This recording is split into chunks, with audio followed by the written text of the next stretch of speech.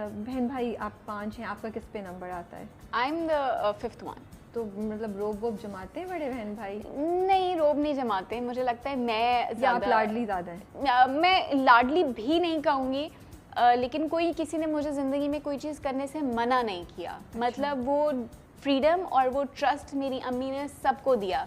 So that burden of trust we had all our life and I still have that trust, you know, that burden, you know. ये सबसे ज़्यादा वो बुरा होता है कि अब तुम्हें आज़ादी दे दी है तो बेटा ये बहुत बुरा होता है. वो सख्ती से ज़्यादा बुरा होता है ये. एग्जैक्टली, क्योंकि आप कुछ कर भी रहे हैं तो ये लाइक नहीं अम्मी trust me, I can not do this. Exactly, ये चीज़ है. तो मेरे जो भाइयों के साथ कभी मेरा इतना अच्छा यू नो रिलेशनशिप ये नहीं कि बुरा हो, ये ना कि डर वाली चीज़ थी. तो मेरी बहन वो बॉयश टाइप थी क्योंकि वो बचपन से मैं करूँगा, ये आऊँगा, वो आऊँगा. ड्राइविंग भी वो ना फास्ट ड्राइविंग करेगी और लड़ाइयाँ करेगी. तो she was always you know like a boy. So उसकी बॉन्डिंग बहुत ज़्यादा थी अपने बाकी मेरे भाइयों से. और मेरा जो तीसरे नंबर का भाई है उसका और मेरी बहन का आई थिंक 8 months का डिफरेंस था. पूरा 9th का भी नहीं था. तो वो क्लास में भी सेम थे, उनके फ्रेंड्स भी सेम थे. तो बड़ी दोस्ती होती. तो उनकी दोस्ती भी लड़ाई भी होती थी क्योंकि वो यही होता है ना, एक्चुअली द छोटी of the family. I am the छोटी ऑफ द फैमिली. तो झूठी लव स्टोरी वाली छोटी. तो ये था. तो भाई को होता नहीं है लेट कभी शूट से आते हैं, घर में कोई मसला नहीं था. अम्मी को because I read somewhere you said कि अम्मी को थोड़ा सा. अम्मी को होता है, अम्मी को हमेशा, अम्मी को अब भी होता है. वो 10 बजते नहीं है कि अम्मी भाई से कॉल करवा देती कि क्या सीन है, ये क्या बात है. और मुझे खुद 10 बजे के बाद ना मेरा दिल नहीं करता कि मैं सेट पे 1 मिनट भी बहुत देर तक चलती हैं. तो वो शादी के सीन्स होते हैं जो अमूमन बहुत ज़्यादा डिले हो जाते हैं. वरना आई मेक श्योर नाउ मैं ज़्यादा ध्यान रखती हूँ कि मेरी वजह से उन्हें कोई प्रॉब्लम ना हो घर में, कि वो परेशान ना हो. तो इसलिए कभी कुछ होता है मैं पहले ही बताती हूँ आज ना थोड़ा टाइम लगेगा. तो खैर भाई के साथ मेरा इतना बॉन्ड नहीं था, लेकिन मैं I think I was nearly graduating and I was going through a very difficult phase of my life. कुछ हुआ मैं यूनिवर्सिटी में and he's like, is it love affair? I was like, no, is this? There was something really, really serious, and at that point, you know, he said, I trust you. And then when he said that, I was like, you know, this is someone I was looking for all my life. So फिर he was there, you know, my friends, they left me and he was there. तो वो bond तब उनके साथ बहुत ज़्यादा, जो दूसरे नंबर वाले भाई, तीसरे वाले से अभी भी थोड़ा, आसिफ से. तो तीसरे वाले से थोड़ा इसलिए होता है कि वो थोड़ा जज्बाती है, वो ज़्यादा जल्दी गुस्सा कर देता है. उससे कुछ भी बताओ ना, मैंने अम्मी को जाके मैंने आपको कहा था कि ये नहीं करना, मैंने आपको, तो वो थोड़ा ऐसा है. तो आसिफ भाई के साथ बॉन्डिंग वो ज़्यादा इसलिए हुई क्योंकि मेरी बहन भी चली गई थी शादी करके, and then you know he took care of me and took care of my things. So the thing is कि वो ट्रस्ट तब ज़्यादा डेवलप हुआ और वो बॉन्डिंग बहुत ज़्यादा उसके बाद हुई. सो उसके बाद you know I am like कि my family has done so much for me, so I make usually the decisions, you know, इस साल अम्मी को मैं अमेरिका लेके जाऊँगी या इस साल मैं भाई को लेके जाऊँगी. So it's like I am the planner of the house. How do you think Sara, father आपके बहुत छोटी एज पे, यू सेड कि 3 महीने की जब थी आपके फादर पास्ड अवे. सो उनकी जो कमी थी ज़िंदगी में, उसने कैसे इम्पैक्ट किया आपको एज अ पर्सन? मैं कमी इसलिए नहीं कहूँगी क्योंकि मेरी अम्मी ने कभी वो कॉम्प्लेक्स वो चीज़ नहीं डाली, या अम्मी ने कभी हमें वो नहीं किया कि हम अपने आप को विक्टिमाइज एक चीज़ का करके कि you know I don't have a father वाली चीज़, कि यू नो मेरे तो अब्बू नहीं है ये वाली, ये अम्मी ने कभी नहीं डाली. सो अम्मी always made us very strong as you know a person. तो मेरी अम्मी ने हमेशा ये सिखाया कि कोई बात नहीं, अल्लाह अगर एक चीज़ लेता है तो दूसरी भी देता है, यू नो. तो as you know that I think अम्मी ने कॉम्प्लेक्स कभी हमें नहीं आने दिया कि इस चीज़ की कमी है, इस चीज़ की. वैसे जो भी है बस शुक्र है अल्लाह का कि हमारे पास है वो चीज़. बट अच्छा, एक थोड़ा पर्सनल सवाल है, I don't know if you want to answer. वो होता है ना, क्योंकि आपने बहुत छोटी एज पे उनको लॉस की थी, सो जब आप ग्रो कर रही थी आपने कभी वो चीज़ देखी ही नहीं, राइट?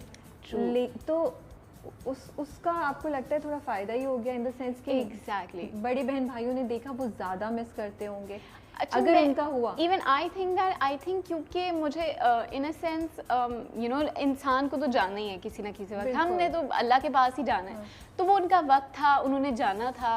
तो ये था कि वो मुझे ये चीज़ समझ आए कि आई am like really you know I can not face situations like these. तो अगर मैं थोड़ी बड़ी होती तो मैं शायद वो चीज़ नहीं फेस कर पाती. Just like when my brother passed away in 2012, and उस दिन actually ईद का दिन था, बकरा ईद थी, जब embassy called us and it's like he's no more. My sister woke me up, काश भाई is no more, and we saw our mother and she was really disturbed. और मेरे A levels के पेपर चल रहे थे. I was giving privately papers. ये आपके सबसे बड़े वाले भाई हैं जो US में US वाले भाई. वो He was in American Army, so he served for 18 years. So 2012 में he was in Afghanistan, and some troop attacked. Actually it was a sudden attack, so वो protect भी नहीं कर पाए अपने आप को क्योंकि वो कैंप में आके उन पे अटैक हुआ था. So मैं A levels के पेपर दे रही थी, तो फ्यूनरल के लिए क्योंकि ख्वाहिश मेरे भाई की थी, वसीयत में लिखा हुआ था कि everyone had to be there. तो अम्मी, भाई और मेरी बहन वो लोग अमेरिका गए, तो आसिफ भाई स्टेड बैक विद मी कि इसके पेपर्स हो जाए, ये हो जाए, वो हो जाए. तो जब हम नेक्स्ट ईयर हमें सेरेमनी के लिए बुलाया था उन्होंने, जब वो अवार्ड्स देते हैं. So when I went there मुझे समझ नहीं आया ना, वैसे अगर मैं अम्मी के साथ जाती तो शायद मैं वो चीज़ फेस नहीं कर पाती. लेकिन अम्मी की बहुत बड़ी बात है कि उन्होंने वो चीज़ फेस की. It's like difficult, I can not do it. True. I think losing a child, माँ बाप के लिए बहुत बहुत मुश्किल. Losing anyone, it's like so painful. Like. अच्छा मुझे बताएं आप, let's come आपका जो what's your first passion? Dance or acting? Acting. तो फिर ये उस साइड पे कहाँ कैसे निकल गया? How did that start? वो कैसे स्टार्ट हुआ था? तो डांसोग्राफी ऐसे स्टार्ट हुआ था. मैं राबिया, कोको, हम सब कोको बोलते हैं, Rabia Kulsum, Coco of the family. तो मैं कोको से मिली फैजान की शादी. अच्छा, आप पहले से नहीं एक दूसरे को जानते थे? नहीं बिल्कुल. मुझे लगा पता नहीं कितनी पुरानी दोस्त हैं. नो. तो फैजान और मैं बब्बन खाला की बेटियां कर रहे थे, तो फैजान ने बोला मेरी शादी है तो तुम आना और डांस भी करना. डांस प्रैक्टिस इस तारीख से. मैं नहीं जाती डांसेस क्योंकि वो कम मैंने कर दिए थे जब से मेरी बहन शादी करके गई. तो चलो चल लेते हैं, क्या है, once in a blue moon वाली शादी है. तो मैं गई और प्रैक्टिस के लिए गई. तो मैं I am always on time. तो मैं पहुंची हुई थी, कोई नहीं आया हुआ था क्योंकि हम कराची वाले हैं. तो थोड़ी देर बाद फैजान आया, फिर कोको आई, and then she is like अस्सलाम वालेकुम, कैसी हैं आप? मैं ठीक. फैजान भाई ने आपको मेरा मैसेज नहीं दिया ना? मैंने उन्हें कहा था कि मैं आपकी बहुत बड़ी फ़ैन हूँ, मैंने आपका ड्रामा वाला देखा था, मुझे आपका काम बहुत अच्छा लगा. Thank you so much. फिर उसके बाद हमने डांस साथ किया फैजान की शादी पे. फिर उसके बाद हमारी अंडरस्टैंडिंग बहुत अच्छी हो गई. हमने फिर एक प्रोजेक्ट हमने मीर आबरू ऑफर हुआ, उसमें हम दोनों बहनें थी. फिर हमें शहर मलाल हुआ ऑफर, उसमें हम सेम सेट पे थे.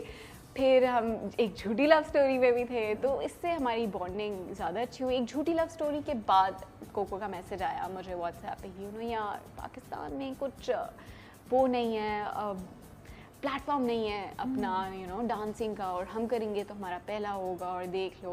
तो हम प्रिपेयर्ड थे कि बैकलैश बहुत ज़्यादा आ सकता है. हाँ, तो मैंने बोला हम स्टार्ट ना इंटरनेशनल करते हैं. हमारी पॉलिसी थी कि हम इंडियन कंटेंट नहीं देंगे क्योंकि हमें पाकिस्तान को प्रमोट करना है और हम प्लेटफॉर्म ही पाकिस्तान का लेके चलेंगे. फिर मैंने बोला यार मनी हाइस्ट बहुत चल रहा है आजकल ना इन, तो हम बेला चाव से करते हैं. इवन माई पहली choreography was not that good, but हमने जज्बात में आके ना पहले 2 गाने एक दिन में कोरियोग्राफ किए और शूट भी एक दिन में किए, छल्लावा और बेला चाव.